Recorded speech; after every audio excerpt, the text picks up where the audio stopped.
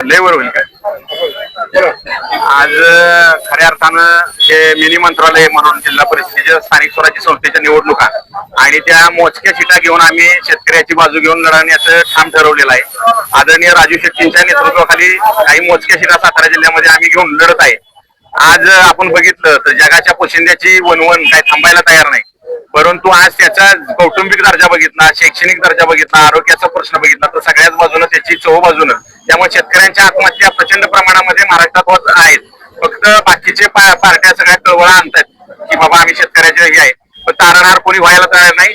गेल्या अनेक वर्ष म्हणतोय आम्ही की कर्जमुक्त झाला पाहिजे शेतकरी, परत शेतीपंपाचं संपूर्ण लाईट बिल माफ झालं पाहिजे, परत आमचा बाकीचे जे उसाचा दराचा प्रश्न आहे तो आम्ही सातत्याने घ्यावा लागतो, हमी भावाचा प्रश्न आम्हाला सातत्याने घ्यावा लागतो.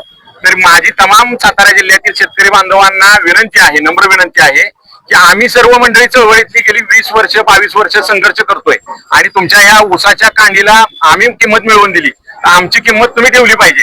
ज्यावेळेला आमची किंमत वाढेल त्याच वेळेला तुमच्या परिवाराची घरादाराची संपूर्ण किंमत वाढणार आहे.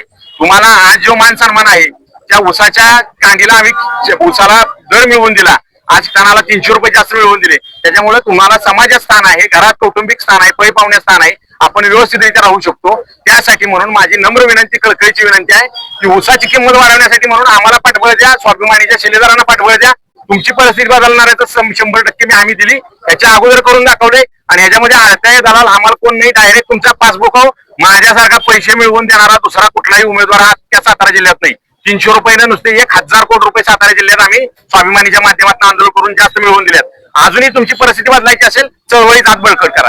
बाकीच्या नुसत्या विकासाच्या भूलतापा आहेत ते तुमच्यात बाकी बदल होणार नाही.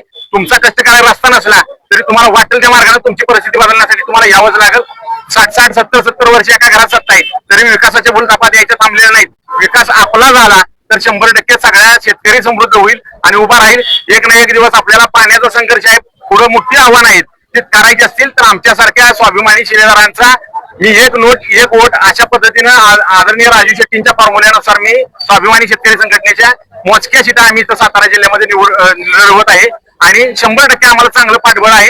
100% आमचा विजय निश्चित आहे. यावेळेला शेतकऱ्यांच्यात आनंदाचं वातावरण आहे. गेल्या अनेक दिवस संघर्ष करून आम्ही जे 3500 रुपयेपर्यंत टप्पा नेलाय, आम्हाला हाच टप्पा 5000 रुपयेपर्यंत उसाचा टनाचा दर नेण्याची म्हणजे 5 रुपये किलो एवढा नगण्य सुद्धा आमच्या दृष्टीनं दर आहे, परंतु ते नेण्याचं आमचं उद्दिष्ट आहे. ते पूर्ण करण्यासाठी आम्ही हे निवडणूक नसून एक आंदोलन आहे आणि त्या पद्धतीने आम्ही याला सामोरे जातोय. गोरगरीब माईबाप जनतेनं आया बहिणीने आमच्या सकाळी पाठीपासून उठणाऱ्या शेणामुठात हात घालणाऱ्या सगळ्यांचा आशीर्वाद खंबीरपणे आमच्या पाठीशी आहे. विजय आमचा निश्चित आहे. आमचे सर्व शिलेदार मोठ्या संख्येनं कारखाना निवडून येतील आणि इतर पक्षांना ज्यांना कळवळा आहे शेतकऱ्याचा त्यांनी आम्हाला पाठिंबा द्यावा आणि ज्याच्यात कोणाच्यात हिंमत आहे त्यांना आडवं येऊन दाखवावं. त्याला सपाट केल्याशिवाय यावेळेला स्वाभिमानी शिलेदार गप्प बसणार नाही, शेतकरी गप्प बसणार नाही, एवढंच आव्हान यावेळेला देतो.